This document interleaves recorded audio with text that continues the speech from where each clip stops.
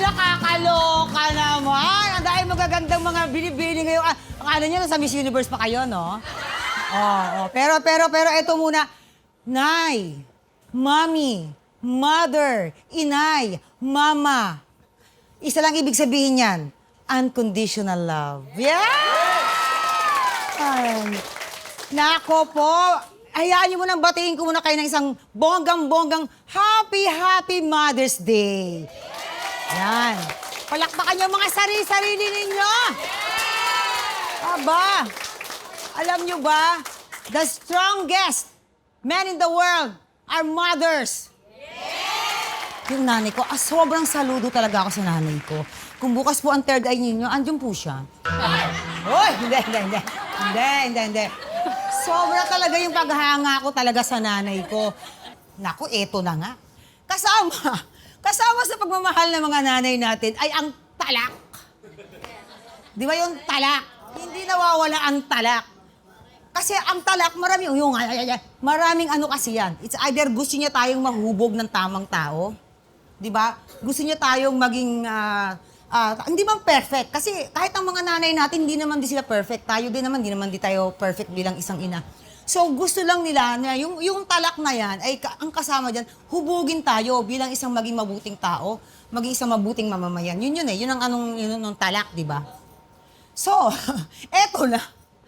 Ano ba yung mga talak ng nanay ninyo na hanggang ngayon nadadala ninyo, natatalak nyo sa mga anak-anak ninyo, na mamanahin din nila, na itatalak din nila sa mga anak-anak nila? Ako, hindi ko makakalimutan sa nanay ko. Tanghali na. Ang gagaling niya! Ang gagaling niya, ha? Para kay mga border! Ha? Para kay mga anak mayayaman! Ha? Tanghali na, di ba? Tanghali na. Tapos ma, nakita niyo ba? Gamitin mo kasi yung mata mo pag di mo nakikita mo sa akin. Di ba? Ganyan ang mga talak ng nanay. Tapos mayroon pa sa akin ng nanay ko, di ba? O sige, yan. Ubus-ubus biyaya. Pagkatapos, tulala. Yung mga ganang-ganan, di ba? Ano yung mga talak mo sa anak mo na talagang, na gusto mo talaga na balang araw magagamit nila ito bilang maging mabuting tao yung mga anak nila? Yung pinagkainan po, kala mo kumain sila sa restaurant. Akala mo kumain sa restaurant, tama naman talaga. Ang mensahe ko lang po sa lahat po ng mga nanay nandito ngayon, sa mga nanay all over the world, ang mensahe ko po sa inyo, una, pasasalamat. Maraming salamat. Pagmamahal ninyo na walang kapalit. Salamat po sa gabay. Salamat po. Ay, ba't naiiyak ako? Hoy! Dapat... Kasi 5 years na kaming walang nanay, 5 years na kaming ulila sa nanay. Maraming salamat po sa sakripisyo, maraming salamat po. And sa lahat po ng mga nanay, mabuhay kayo at naway bigyan kayo ng malakas na pangangatawan. At ano pa ba, kung ano man po yung mga pinagdarasal ninyo para po sa mga mahal ninyo sa buhay, naway isaklob po ng Panginoon.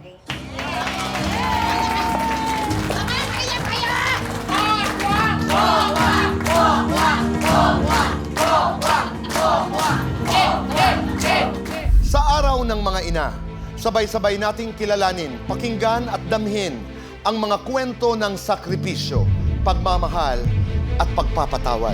Dito sa espesyal na Mother's Day episode ng Cayetano in Action with Boy Abunda.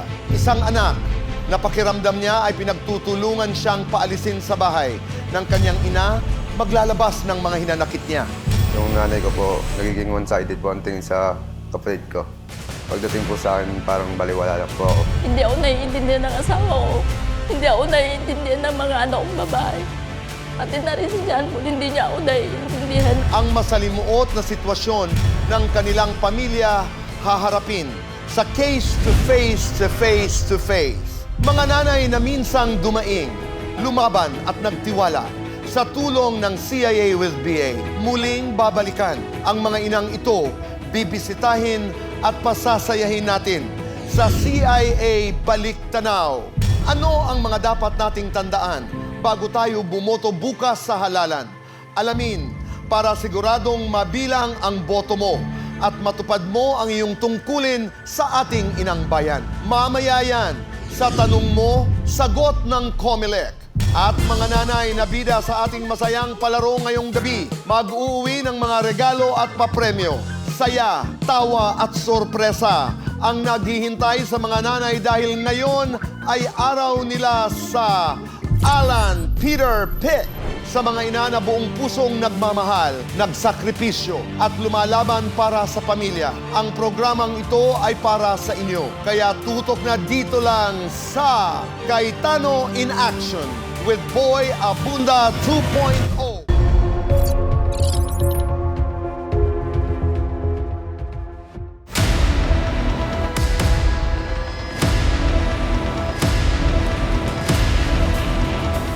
Kwentuhan mo ko, ano ba ang nirereklamo mo? Yung sa side po ng stepfather ko po. Mang Aurelio, Apo, yung mga anak po ng stepfather ko po. Kasi yung nanay ko po, nagiging one-sided po ang tingin sa kapatid ko. Pagdating po sa akin, parang baliwala lang po ako. Hindi po totoo. yung mga anak ng stepfather mo, mga kapatid mo yun, di ba? Sa ina ko po. Sa ina, tama. Kahit na anong gusto kong gawin, kahit tama, inaano po nila ako parang naki-question pa rin. Kahit na wala ko nang ginagawang mali. Ang feeling mo, lahat ng ginagawa mo, mali. Opo. So, doon ang gagaling ang sama ng loob mo. Opo. Pero, there was a time na umalis ka na ng bahay, di ba? Nagsama na kayo ng iyong girlfriend. Opo. Bumukod kayo di Opo. ba? Ano ang kwento? Bakit ka bumalik muli doon sa bahay ng nanay at sa kanimang Aurelio? Nawalan po ako ng trabaho nun. Ano ang dati mong trabaho?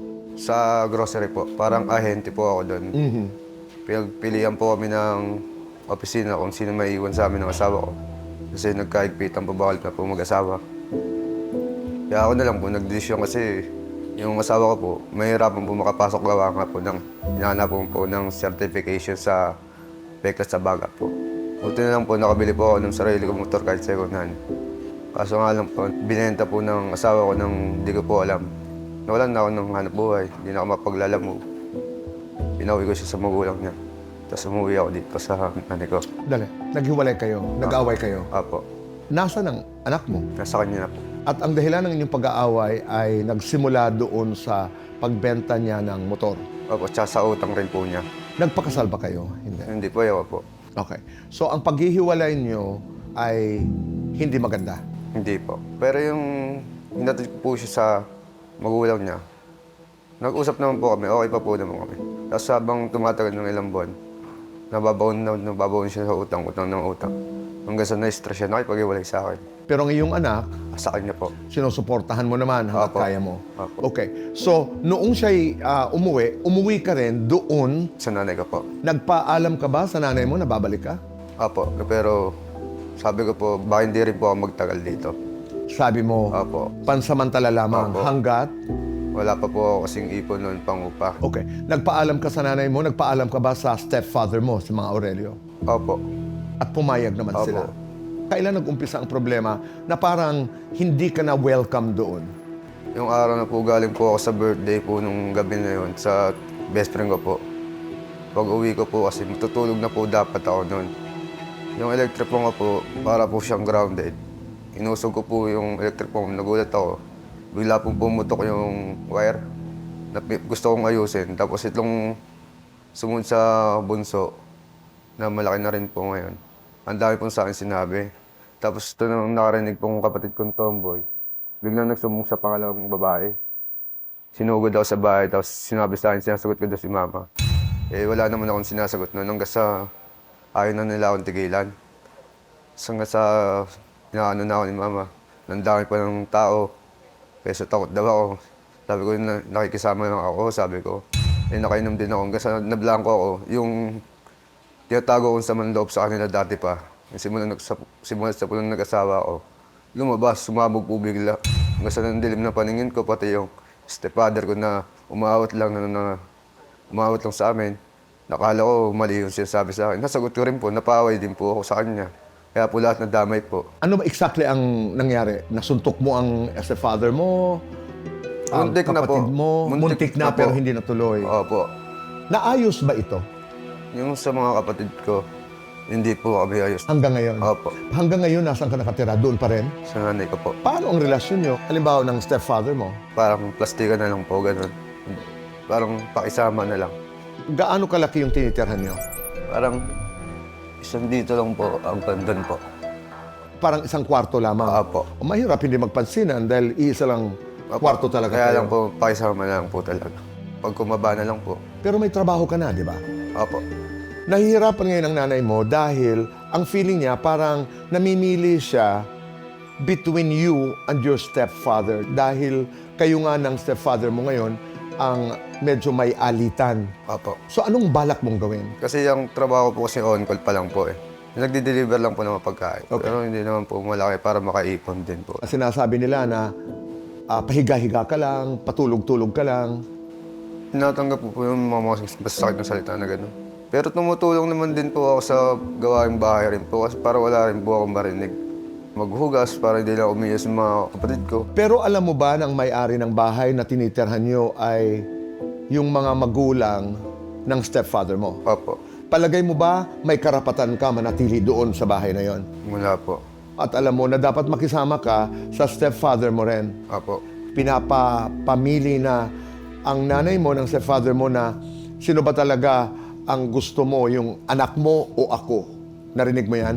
Nasasabi lang po sa amin minsan yung nanay kapag umuwi po ako. Nakakapag-ambag ka ba? Pambili ng bigas, Pag ulam? ano po, may sobra po. Di naman po ako nagdadalawang isip eh, pag humingi naman sila. So, ano ngayon, John Paul, ang nais mong mangyari? Maging okay po kami. Paano kayong magiging okay? Manghihingi po ng tawad po sa kanyang dalawa. Magtatrabaho po para maging mas okay kami. Kasi parang tingin ko kayo naman po talaga gusto nila sa akin. Yung nangyari po kasi parang ano talaga eh, one-sided lang talaga tingin nila eh. Kasi nag-iisang anak lang po talaga ako eh. Parang dating kasi sa akin, wala na akong kakampi, nag-iisa lang talaga ako. Kasi nung araw nung nag-asawa kasi ako, nag-asawa rin yung sumunod sa akin. Kapag humingi yung isa ng tulong sa kanya, laging bukas siya. Pero pag ako kailangan ko na ng kailangan ko, na ibabalik ko rin naman. Pagdating sa akin, laging wala. Naiipon lang sa mga loob ko. Salamat. Salamat po dito kayo.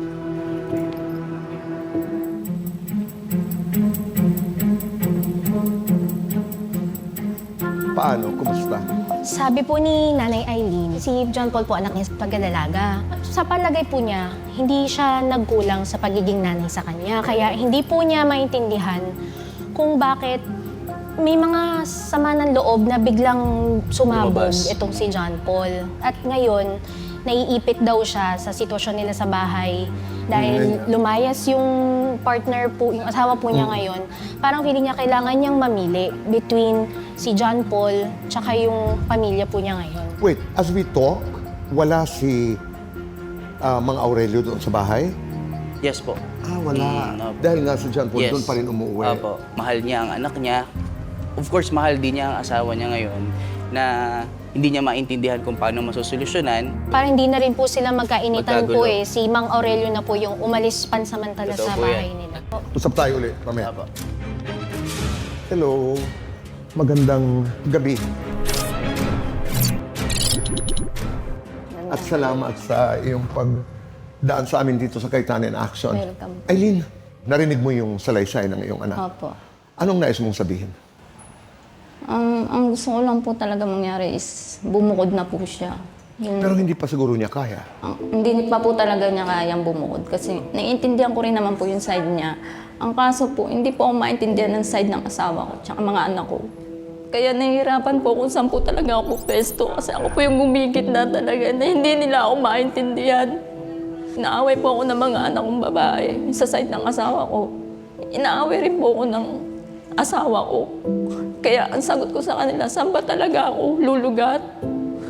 Kasi anak ko yung dugo ko, yun di ko rin pa kayang patirahin sa labas sa kalye. At saka sabi nga niya, gusto niyang humingi ng tawad, gusto niya makipagbate, gusto niya makipag-usap. Ang dinig ko ngayon ay umalis daw si On-off po siya pag umuwi sa bahay. si Aurelio. Opo. Hanggat dumating nga na pinapapamili ka. Dumating po talaga sa point na yun, pag nag-aaway po kami ng asawa ko. Hindi ko lang po sinasabi sa anak kong panganay, kay John Paul. Paulit-ulit na lang po yung away namin ng asawa ko tungkol sa issue namin yan. Tapos yung mga anak kong babae sa asawa ko, akala nila ang kinakampihan ko yung kuya nila lagi. Hindi nila alam. Pinagsasabihan ko rin po yung kuya nila. Pinagsasabihan ko rin po yung mga kapatid niyang babae. Pero yung mga akusasyon, halimbawa na nakahilata lang, tamad, totoo ba ito? Yun po ang pagkakakilala sa kanya ng mga kapatid niya po. Pero sa mata mo, Tumutulong naman po siya. tumutulong. Pag inihingan ko po siya na meron naman siyang sobrang pera, nagbibigay naman po siya. Pag wala naman po siyang may ambag, naiintindihan ko po. Pero sa side po ng asawa ko, tsaka mga kapatid niya, hindi po. Yung pag-iinom, Araw-araw po talaga umiinom, pero yung minsan po sobra po yung inom, doon po siya nakakatakot. Yung pag dun- sobrang inom lasing. po, opo. Pag may naririnig po siyang konting salita na hindi maganda sa pandinig niya, doon siya nag-uumpisa eh. May time po naging violente po siya. Okay. Yun po yung nangyari yung last na muntik na po sila magpang-abot ng papa niya. Doon po yung time na nasugatan po ko sa likod. Tapos Dahil? sa kamay po, sa kakaawat ko po. Nanghingi ka ng sorry sa kanya, Nay. Ako panungi po. Ang sagot niya lang naman sa akin, manghingi ka sa tatay mo sa akin. Wala namang problema. Minsan po may time na naisip ko, sana mamatay na lang ako, ganun. Kasi hindi ko po talaga na alam kung saan talaga ako lulugar eh. Hindi ako naiintindihan ng asawa ko. Hindi ako naiintindihan ng mga anak kong babae. Pati na rin si John Paul, hindi niya ako naiintindihan na akala niya. Pinagkakaisahan namin siya. Sobrang hirap po.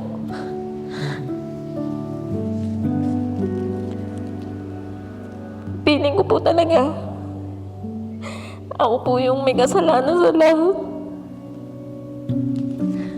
Wag naman. Anong pinagkakakitaan mo? Housekeeping po ako, Titboy. Sa isang coffee shop po. Tingnan natin kung anong klaseng tulong ang pwedeng maibigay sa inyo ng Cayetano in Action. Oh, thank you po. Salamat.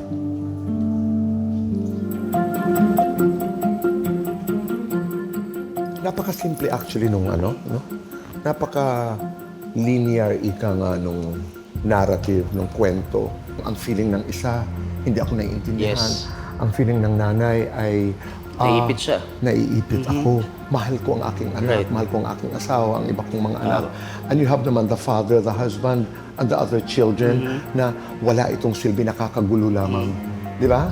Umiikot lang, Totoo po yan. umiikot lang. Sigurado ako merong mga ideya si Kuya Alan kung paano natin aayusin ang kaguluhang ito. Nabanggit sa akin ni JP o ni John Paul na hindi talaga siya ganyan. Dahil nung bata siya, talagang malambing siya sa nanay niya, close siya. Maghaharap po sila at pakikinggan natin kung anong maaari natin gawin dito sa Cayetano in Action. Maraming salamat, Rica. Richard, maraming Thank you. salamat. Abangan niyo po sa ating pagbabalik ay makakaharap po ni Aileen at ni John Paul, si Kuya Alan. Maraming salamat po. Magbabalik ang Cayetano in Action. Kami nagbabalik po dito sa Cayetano in Action at tayo'y narito na po sa harapan sa face-to-face to face. Kasama po natin si Kuya Alan at ang ating mga abogado, Attorney Mark, Attorney Raf at Attorney Matt. Narito po si John Paul at si Nanay Aileen.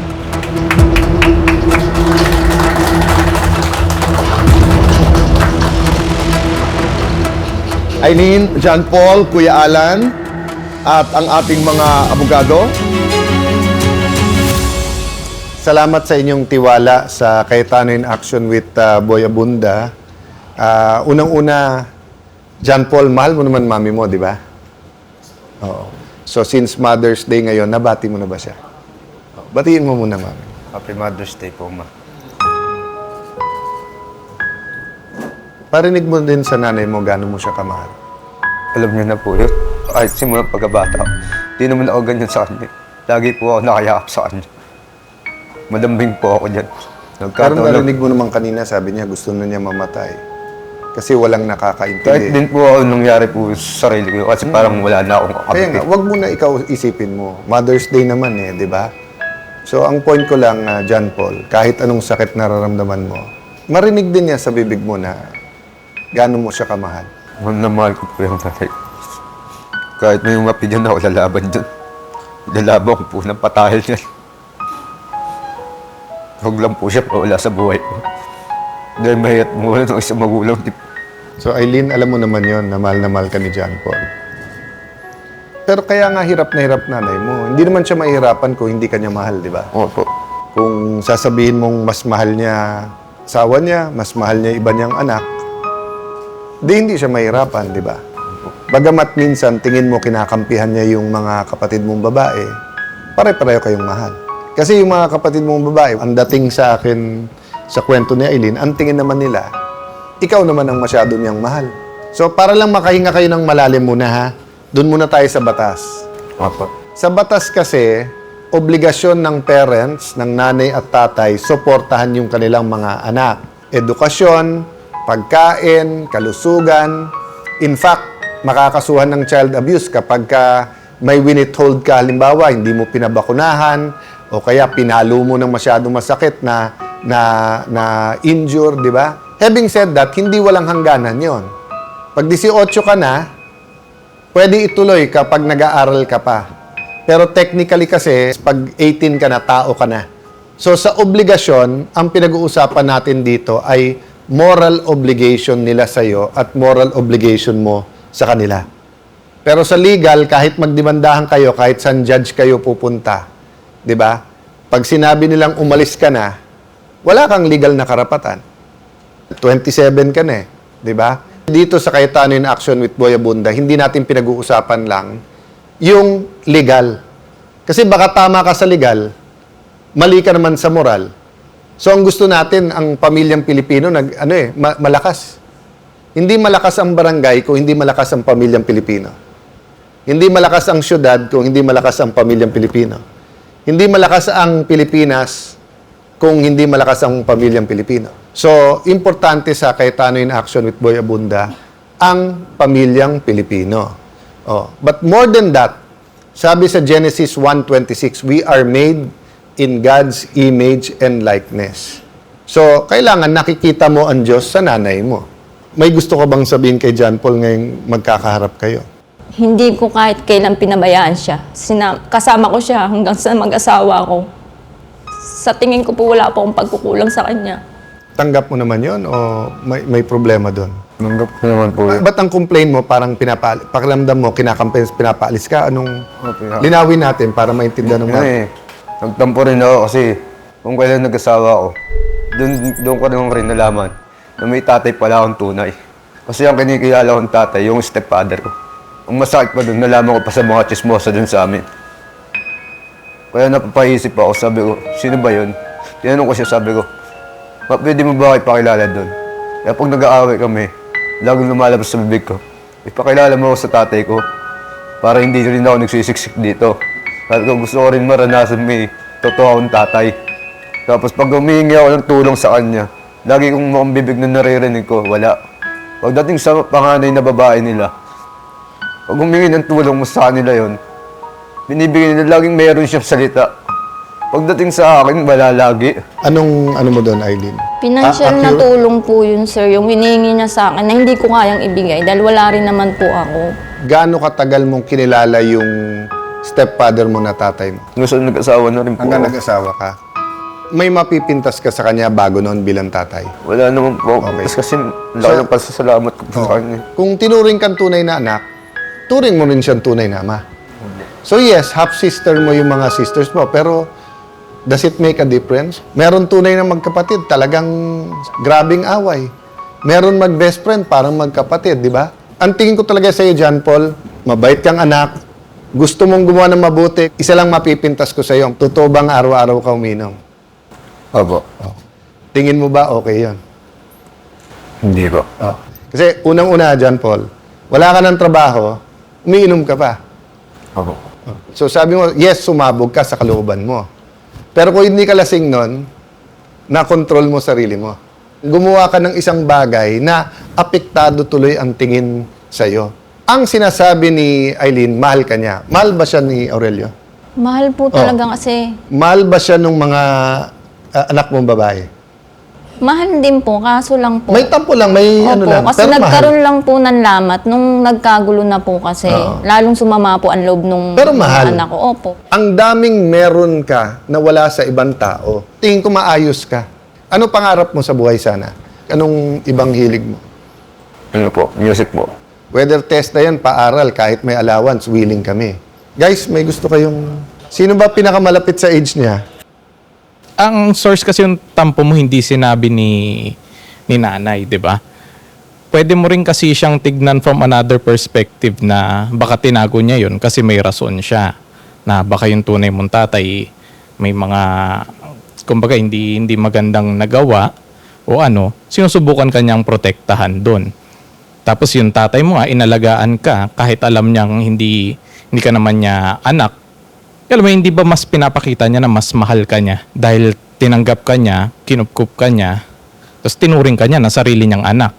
Yung sabi mo kanina na ano ang binenta nung girlfriend mo? Yung motor mo? Opo. Willing ako mag-down sa motor mo. Hindi ako willing na yung show, bayaran yung buong motor kasi dapat paghirapan mo. Opo. Pero, kailangan may commitment ka sa pag-iinom. So, basta't kami open tumulong sa inyo sa pinansyal. Kung maayos na yung usapan nyo, sometimes, di nyo na pwedeng balikan yung mga problema, i-cut off mo na. Kasi sometimes, sa pag-aayos ng dispute, kung maghuhukay ka pa ng, kasi sinabi mo to, kasi dito, hindi kayo matatapos. Pag ikaw ba kumita ka ng tama, hindi ba pwedeng humiwalay ka muna at kahit malapit ka sa nanay mo? Pero tingin mo, kaya mo yon na, sige, kalimutan ko muna yung nakaraan. Try ko, every time sabihin sa akin nung boses sa loob ko ng, di ka mahal, inuuna yung... At pag nakita mo naman si Tatay Aurelio, pwede ka namang magmano at siya naman ang tatay, pwede ka namang humingi ng pasensya. No? Pwede kaya yon, Eileen? Pwede mong kausapin si Aurelio na, alam mo, Aurelio, kung sino tama at mali, hahaba pa tayo. Pinagsabihan, kausap ko na si John Paul. Simulangat po yun. Tapos yung tao magsisikap. Pag nakaipon ng konti, hanap siya ng... Reasonable naman ata si Aurelio. Mabait po yun. Nakakaintindi po yun. Eileen, pero sabihin mo sa kanila uli. Kasi sinabi mo na ang pakiramdam mo rin, hindi ka naiintindihan ni John Paul Opo. at hindi ka naiintindihan ng asawa mo at ang mga anak mo. Opo. Parang wala po akong kakampi sa kanilang lahat. Masama po talaga yung loob ko. Iniisip ko po kung saan po ako nagkamali. Lahat inaaway nila ako. Inaaway ako ng mga anak kong babae. Inaaway niya ako, inaaway ako ng asawa ko.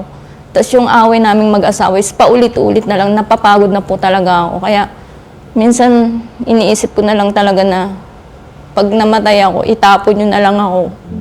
Huwag nyo na akong iburol kahit ano pa. Basta itapon nyo na lang ako kasi ang ginagawa ko po, pag mag-isa lang ako, pag nasa trabaho ako, umiiyak na lang po talaga ako kasi hindi nila ako maintindihan eh. Pero hindi totoo yun, John Paul, di ba? Dilabang po yan hanggang kamataya po.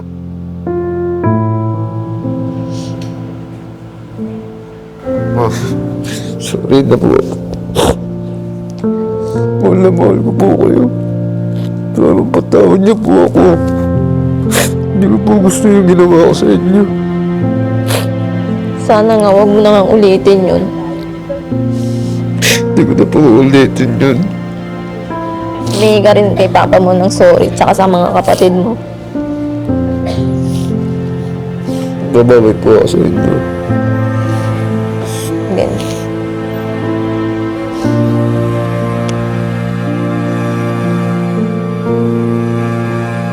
So, after this show, mag-usap tayo kung paano makakatulong sa kabuhayan. Doon makakatulong kami. Pero doon sa relationship, advice lang magagawa namin. Dasal. Pero talagang John Paul, kailangan may isang magtiis. Kung kinakailangan ikaw muna yon, doon mo mapapakita talaga kay Tatay Aurelio, ako ang panganay mong lalaki. Doon mo mapapakita kay Eileen, eto ang panganay mong lalaki. Eto mapapakita mo sa anim mong kapatid, may kuya kayo. Ako, I believe in you, John Paul. Kaya? Kakayanin. Kakayanin. So, Eileen, hindi ko alam kung maniniwala ka sa akin, Eileen, ha? I think, minsan sa buhay ng bawat isa, ganyan ang naiisip. Opo. Kalaban, ako na lang, kalaban nyo na lang kayong lahat. Halimbawang mawala po ako, wala na po siyang kakampi. Kasi sa side po ng asawa ko yung mga anak ko eh. Kasi ako lang po yung kakampi niya talaga eh. After nung nang nagganon. Pero nung binata pa siya at bata pa siya, ayos naman kayo, di ba? Okay naman po silang magkakapatid, sa totoo lang. Nagkalamat lang po nung hindi na po nagustuhan ng mga anak kong babae yung mga minumura na niya ako. Nagagalit po yung mga anak kong babae sa kanya. Si John Paul, ang pakiramdam niya, pinagkakaisahan ninyong lahat. Pakiramdam mo, hindi ka naiintindihan. Si Tatay Aurelio, kaya nga siya lumayas ngayon ng bahay. Dahil ang pakiramdam niya, hindi mo rin siya naiintindihan at saka nung kanyang mga anak, inyong mga anak. Kahit pag-usapan natin ito ng pagkahaba-haba na panahon, hindi tayo magtatagpo-tagpo kasi yung pinanggagalingan natin lahat, iba-iba. Ang natutunan ko naman sa buhay, hindi mo pwedeng isang tabi ang pain ng bawat isa. The only way to solve a highly intense emotional problem like this is really to force each one of us to love each other. Kasi pag pagmamahal nang ipasok mo, wala nang tanong. Mahal nila isa't isa eh. Lahat, Talagang common. hindi lang kayo nagkakaintindihan. The only way to do this is mamahalin kita bilang anak, mamahalin kita bilang nanay, mamahalin kita bilang asawa. Yun lamang. Well, with your permission, hindi tayo dito magwawakas. Di ba? So, kung mas sponsoran din namin na may dinner kayo magkakasama, si Larry, lalapitan kayo. At saka yung crying out for help, yung pagpunta nyo dito, isang sign yun na bukas kayo makinig. Ang pinakamalaking puhunan ninyo bilang pamilya. Yung pagmamahal na yun.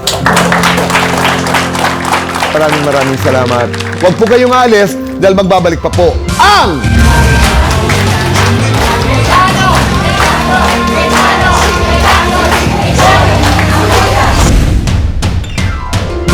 Bilang suporta sa panibagong pagsisimula ni John Paul, ay tinulungan siya ng Cayetano in Action with Boy Abunda sa pagproseso ng mga requirements para sa pagkakaroon niya ng sariling motor at pag-aayos ng kanyang lisensya.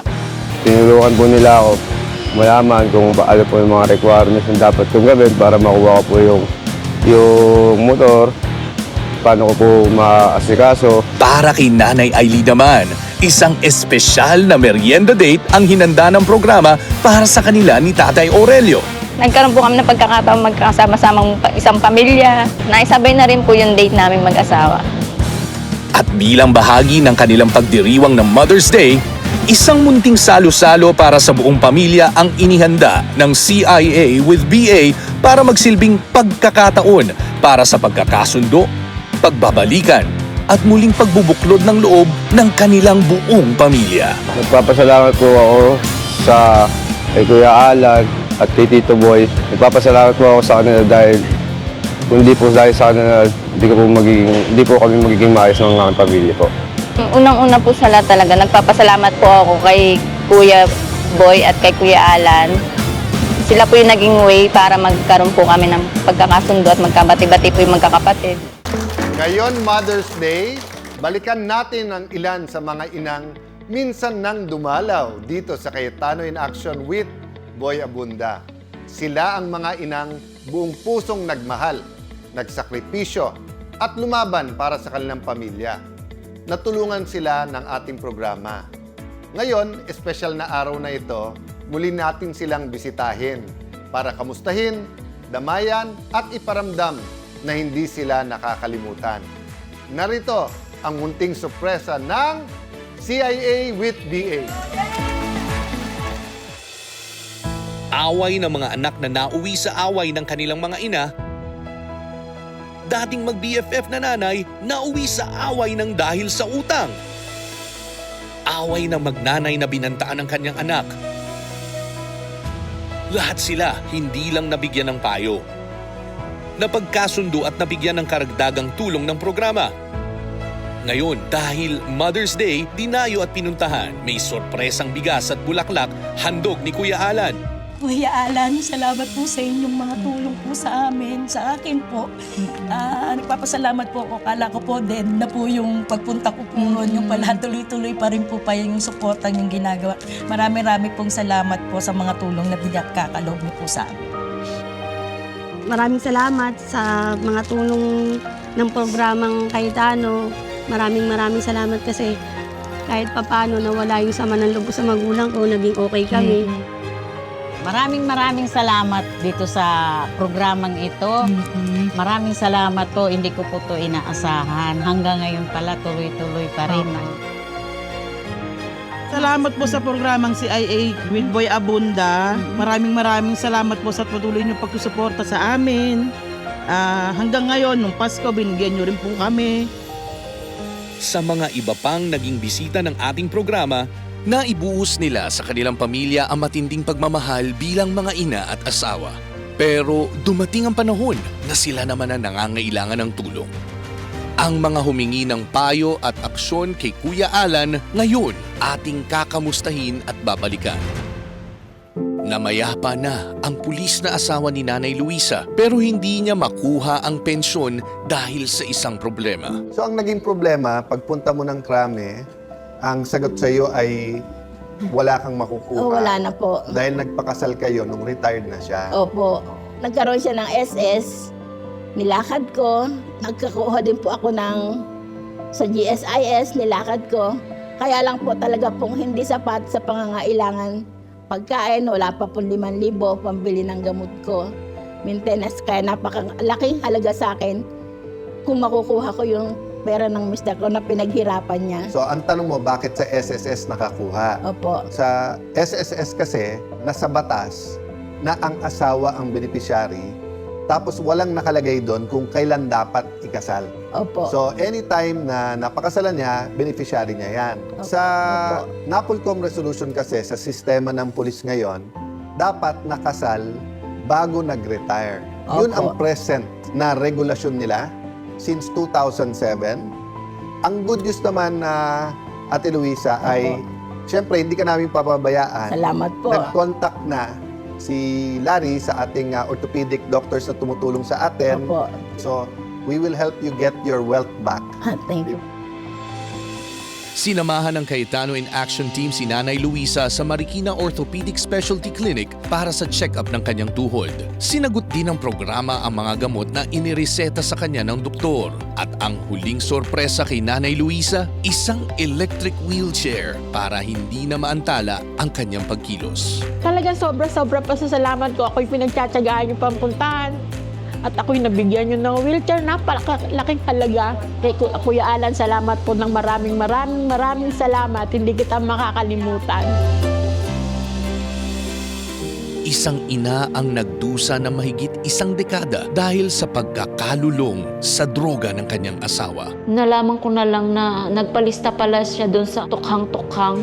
Nagpalista pala siya doon. Ewan ko kung ano lang sinabi sa kanya kasi siguro pinayuhan din siya. Paano po nahinto ito? Nahinto po to noong 1987, pagkaalala ko, nanalo si dating Presidente Rodrigo Duterte pagka mayor ng Davao. Yung buong Davao kasi gustong linisin.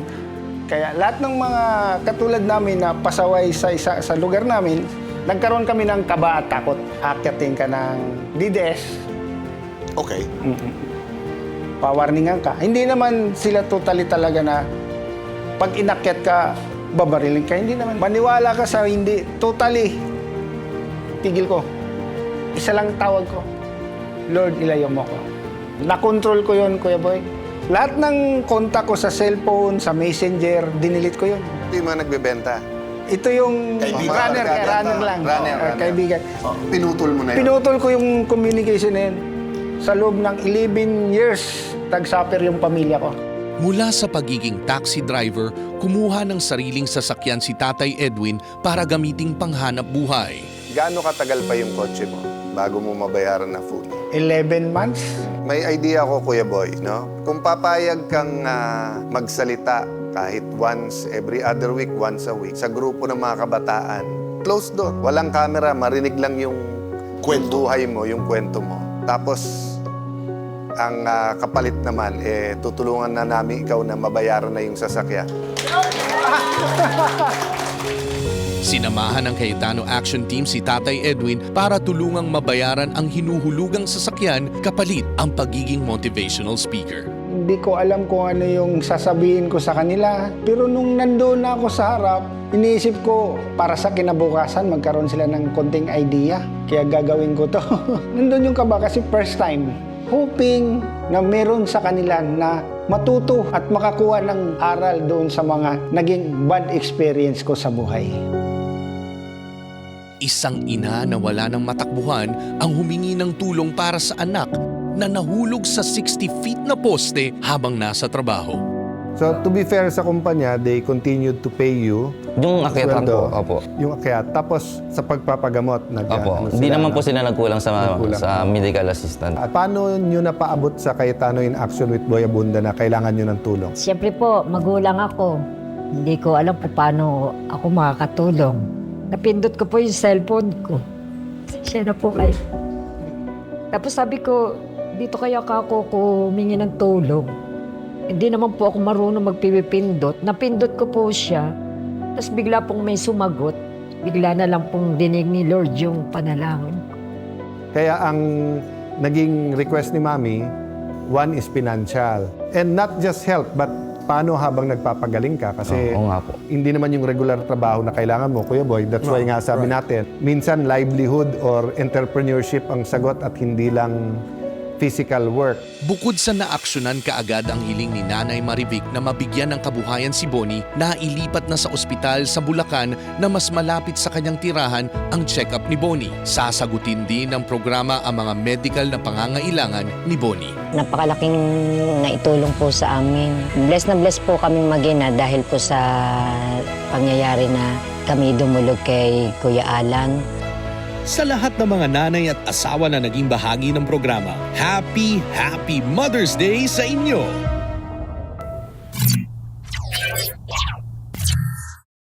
Cayetano in Action with Boy Abunda would like to thank Siomai King, ang hari ng siomai.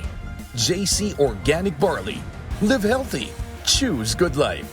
And Seimada from La Luna Cafe. Come home to a delicious tradition.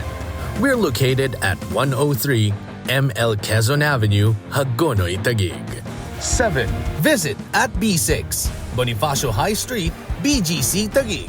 Kami nagbabalik po dito sa Cayetano in Action at napaka-importante po ng segment na ito dahil bukas tayo'y boboto na. At this is a very special portion at kasama ho natin ay ang spokesperson po ng COMELEC, Attorney Rex Laudianco. Attorney Rex. Magandang gabi po, Tito Boy. Magandang gabi po, Senator. Welcome to the program.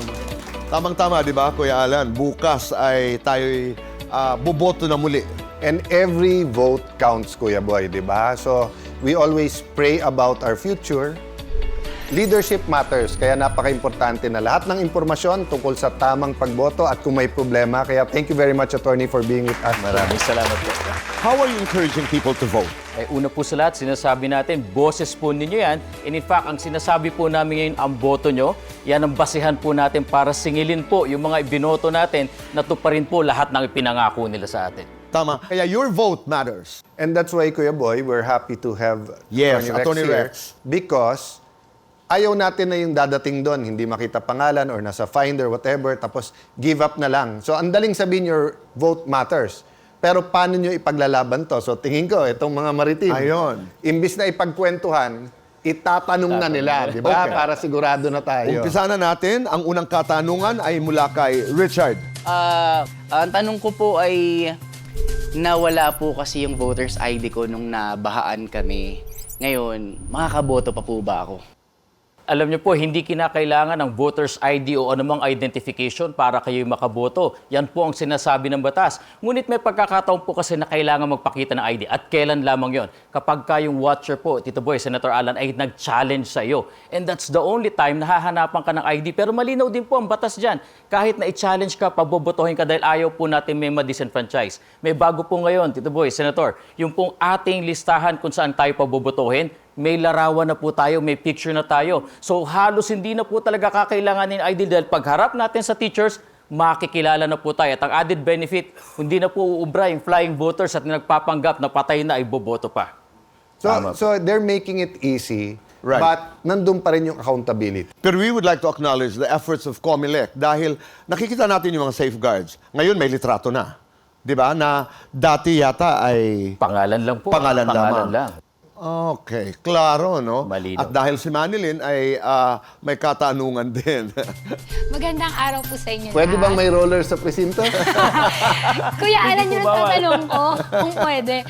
Isa po akong content creator. Tanong ko lang po, pwede po ba akong mag-vlog habang bumoboto po ba ako? Pwede po ba akong mag-video sa presinto habang bumoboto po ako? At pagkatapos po, nailagay ko na po yung balota ko sa ACM, pwede ko po bang picturean yung screen, yung voter's receipt po? Pwede po Naku, kaya? hindi po kayo papayagan ng ating electoral boards na gumamit ng anumang recording device habang kayo bumoboto. Bakit? Sagrado po at lihim po ang ating pagboto. Yan po ang ating rule. So mula po ng pagpasok ninyo sa presinto, bagamat hindi naman po paiiwan ang inyong cellphone, pero hindi po kayo papayagan gumamit. Dalawa po ang sisita sa inyo, yung watcher at yung electoral boards. At lalong bawal na bawal po picturean o videohan yung balota, yung resibo at yung screen po ng ACM kung saan ipapakita yung mismong balota. Election offense po yan, may pagkakakulong na 1 hanggang 6 na taon, kaya huwag pong gagawin. Part ako sa nag-revise nung batas na yan at matanda naman ako kay Attorney Rex. So kwento ko lang sa inyo yung history kasi niyan. Kasi nga maraming paraan ng pandadaya. At syempre may kaliwaan din dyan, meron ding tusuhan. So nagkaroon ng time sa vote buying, Kuya Boy, and it evolves. It evolves. So nagkaroon ng time, gusto nila may resibo o may Tama proof. Kaya kung naalala nyo dati yung palara, pagka boto mo, kailangan mapakita mo para siyang carbon paper. Kung hindi, hindi ka babayaran. So it's also to make the COMELEC's job easier na walang vote buying at dayan and everything. No? Aya? Ang question ko po, yung lola ko po kasi, hirap na po siyang magbasa. So, pwede po ba na during elections, ako na po yung mag-shade ng balota niya on her behalf? Pwedeng-pwede po. Ang tawag po natin dyan ay assistor. At ine-encourage po talaga natin ang mga persons with disabilities, lalong-lalo na yung visually impaired at ang mga may edad, na kung talagang mahihirapan po kayo, magdala kayo ng assistor nyo. Pwedeng kamag-anak, kapamilya, kapitbahay. Ang importante po, registered voter din doon sa inyong munisipyo. Kasama nyo na po silang boboto at ang bago po ngayon, dati iiwan po yung botante para makaboto. Ngayon po papahintulutan na po makaboto ng sabay yung inyong assistor. Ang limit lang po nito, halimbawa kayo ang nagdala ng assistor, hanggang 3 lang po ang pwedeng tulungan. Pero kung magpapatulong po sa electoral boards, wala pong limit yan. Pwedeng tumulong ng tumulong. At kung papahintulutan niyo po, kung may bago rin po dito. Dati po, pagkaboto ng assistor, di syempre po, hindi naman halos nakita. Na-i-feed ang balota, tiwala na lang na yung gusto mo yung naiboto. Ngayon po, may headphone ang ating ACM na pagka naisubo po yung balota ay pakakabit sa inyong headphone at babasahin po lahat ng binoto nyo. So yung pong ating tinulungan bumoto, uuwi ng bahay, alam niya na botohan yung gusto niyang botohan. Pero pwede bang assistor kandidato? Ay pwede naman po kung yan po ay napili at kamag-anak. Pero may bawal. Babantayan ka po namin dahil hindi ka dapat nangangampanya at dapat nandun ka lang sa presinto para bumoto. Pagkatapos po nun ay kailangan mo nang lumabas ng paaralan. Hindi lang po presinto, kundi yung paaralan, lumabas ka na po. Okay, let's go to the next question. Mula kay Aya, si Rica naman. Ito po yung question ko. Kapag po ba ako po, nagkamali ako ng pag-shade sa balota, pwede pa po ba akong humingi ng ekstrang balota? Naku, hindi na po. Dahil lang na-imprenta po ng COMELEC 68,431,965. Eksaktong-eksakto sa 68,431,965 na botante. Kaya nga po paalala po namin, pakaingatan dahil hindi po papalitan kung kayo ay nagkamali. And besides po, kahit hindi mapalitan, wala po tayong cancel na parang sa loto na pag nagkamali ka, i-void mo. Wala pong ganun ang ating balota. Ine-encourage po namin kayo na magdala ng listahan ng sa gayon, hindi po magkakamali sa pagboto. Maraming salamat, Attorney Rex. Okay, si Nico. Kuya Alan, Tito Boy, Attorney Rex, ang question ko po is, ano naman po ang gagawin ko pag magkaiba yung sinade ko sa balota ko at yung nakalagay dun sa voter's receipt? Bagamat po hindi pa namin na-encounter yan mula nung tinesting natin ang makina, ang nakalagay po sa rules of procedure natin, pwede nyo pong ipanote sa minutes ng ating mga electoral boards po yan. At pwede rin po kayong lumapit dun sa mga kandidatong naapektuhan nang sa gayon, ma-erase po ang issue na to sa isang election protest. Maraming salamat, Maritim, sa inyong mga katanungan. Ngayon ay pagbibigyan ho tayo ni Attorney Rex para meron ho tayong ideya kung paano po yung shading at saka yung pag-feed, yung feeding na aktual na mangyayari bukas para hindi na ho tayo mahirapan, ika nga. Pwede ho ba kami pagbigyan, Atty. Rex, ng demo na ito? Tama po. Sige Nakahanda po, Okay. Tito Boy Sige at po. Senator, yung ating balota. So, pwede nyo pong makita dito yung ating mga pag-shade. Okay. Po. Meron po kasing ipoprovide sa inyo pagdating po natin sa ating presinto, ang 3 bagay po ang ibibigay sa inyo ng electoral board pag nakumpirmang kayong botante. Ang inyong balota, ang inyong secrecy folder at yung marking pen. Yan po, pwede na po kayong bumoto. Ang papansin nyo po ngayon sa mga nakaboto na dati, manipis po yung aming balota ngayon. 2 bagay po kasi. Una sa lahat, para makatipid ang gobyerno, makaiwas sa jamming, at ito po ang sinabi ng industriya ng papel, pag 100 GSM and less po, kayang isupply ng industriya sa Pilipinas. Nakatulong pa tayo sa industriya dito. Habang bumoboto rin po sila, Tito Boy, mamaya po kasi makikita, simulan ko na po. Ang una ninyo pong mapapansin dito sa ating automated counting machine ay malaki ang screen. Bukod po sa resibo, ay makikita nyo mismo ang inyong balota. Kung paano nyo na-shade, pwede nyo pong galawin ng screen, touchscreen po ito. At may paalala po kami. Yung pong balota natin, nakikita po ninyo ito, meron po kayong mga squares at rectangle sa paligid. Ang tawag po namin dito ay guide marks. Huwag na huwag bubutasin, susulatan, guguhitan o ano paman. Bakit? Ito po kasi ang kinikilala ng ating ACM. Hindi na naman po niya kilala kung sino yung mga pangalan nandito. Ang kilala niya po yung mga bilog. Katapat sa taas, tapat sa baba, kaliwat kanan. Yun po ang pamaraan para mabasa niya. Pagka po pinunit, binutas itong gilid na to, i-reject po ang balota ninyo. In terms of format, ganito ang format ng totoong balota. Sa likod po, party list. Tama po. So dito po, lahat ang pagkadami-dami po ng mga pangalan na ito. Kaya importante talaga na pag pumasok ka sa presinto, alam mo na, lalo na yung numero ng iyong iboboto, malaking tulong eh. Ngayon naman ay subukan nga natin i-feed kung paano ginagawa ito at kung ano ang mangyayari. Kayo lamang po ang dapat mag-feed. Huwag po kayong papaya. By the way, may 4 na orientasyon po ng pagpasok. Pwede pong paganyan, paganito, pabaligtad. Wala pong problema kahit papanong orientasyon. Ang importante po, tulungan nyo na lang po natin yung sarili natin. Iayos na lang po. Huwag naman pong patabingi, ano? May guide naman po. Sige po, Tito Boy, pwede nyo na pong subukan. So pwede ko nito ilagay Tignan nyo dito. po kung gaano kabilis.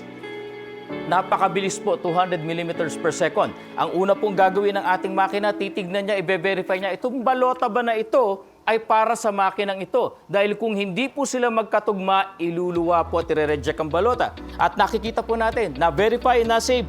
Tito Boy, ayan na po ang inyong resibo. Lalabas na po yan, pakikuha na po. Pwede niya na pong tignan. At kasunod na po, Tito Boy, pakiabangan. Ayan na po ang iyong balota. Galawin mo po, Tito Boy. Makikita mo po ang sarili mong balota. In fact, kung paano po na-shade, yung kaninang lumampas, yung konti, eksaktong makikita. Eksakto Pagkatapos naman. po niyan, obligasyon po natin na tupiin yung ating receipt. Kayo Ibibigay po, ko ito ngayon? Hindi po, Ako, kayo lang po ako. yan. Tupiin Okay. po ninyo at pakilagay po dito sa receptacle. Pwede nyo na pong ihulog dito.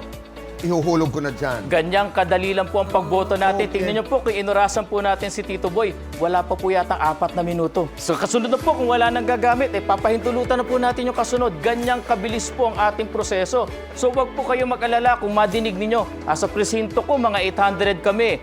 Kung sunod-sunod lamang po at maagang darating ang botante, maaga po tayong makakatapos sa ating halalan. Halalan pala to. Kala ko halaalan. Ayun, nakalagay pa pala kung ilan undervotes. Ay, opo. Kasi like dito, Kuya Boy, 3 lang binoto ko. So nakalagay, 5 undervotes. Diba? So nakatala talaga. Tunay na resibo. Pero paalala lang, yung human part, yung Tama pinapakita mo kanina, Atty. Rex, di ba? I-check, tignan. Importante pa rin yung human part to double, triple check. Kami dito sa Cayetano in Action ay nagpapasalamat sa lahat ng inyong efforts, sa lahat ng inyong ginagawa at gagawin pa para sa Pilipino. Salamat. Please, sa ating pagbabalik ay walang talo. Parati namin sinasabi, ang mga nanay ng mga bisita ho natin ngayong gabi ay lahat sila mag-uuwi ng mga regalo. At marami ho ang mananalo. Dito lamang po sa...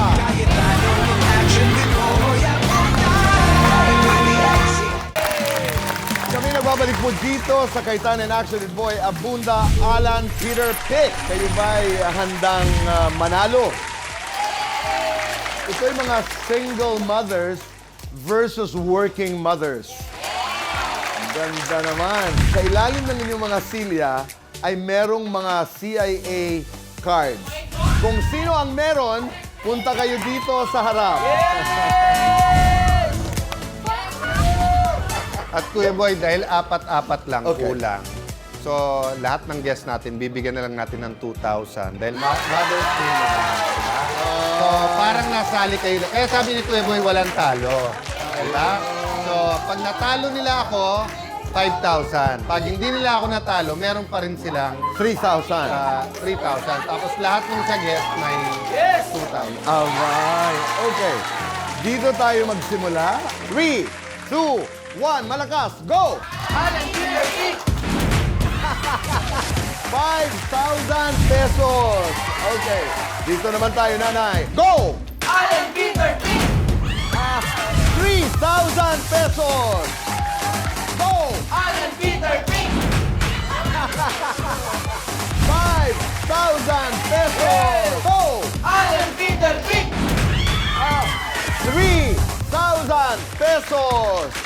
Go! 5,000 pesos. Go! 3,000 pesos. Dito naman tayo. Go! 5,000 pesos. Go! 5,000 pesos.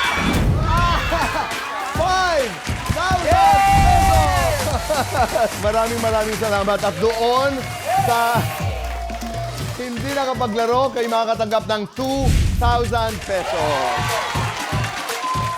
At katulad ng sabi namin kanina, tayo'y may mga regalo mula sa JC at Ensaymada mula sa La Luna. At Kuya Boy, parehong special. Special Ensaymada and special tong barley, 4 na klaseng barley. Galing!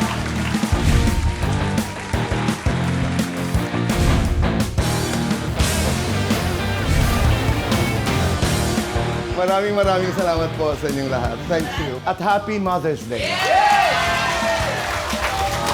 Mother's Day, I'd like to pay tribute to mothers. Maraming salamat for all that you are and for all that you do for the world. Sa lahat ng mga nanonood po sa atin ngayon sa buong Pilipinas, let's exercise the power to choose our leaders. Pag-pray natin, pag-isipan yung boboto. So sa pagbati ko naman ng Mother's Day, siyempre po sa aking mahal na nanay, kay Mami Sandy, yes. Happy Mother's Day. Sa akin napaka-mapagmahal na mother-in-law kay Mami Lea. Sa lahat ng mga nanay sa Luzon, Visayas, Mindanao, mga OFWs na nanay, Tama. Kuya Boy, nanonood sa atin. Happy Mother's Day. We honor you, we love you. Muli, parati pong sinasabi ni Senator Rene Compañero Cayetano, huwag magpapi, alamin ang batas. At kung papayagan niyo po, gusto kong dagdagan po yun, ha? Kung meron tayong legal na kaalaman, mas mailalaban ang ating karapatan. At huwag makakalimot, doon lamang tayo sa tama. Dahil sa batas, wala tayong kawalan. Maraming salamat po sa inyong lahat. Kita-kita tayo muli next week. Dito lamang po sa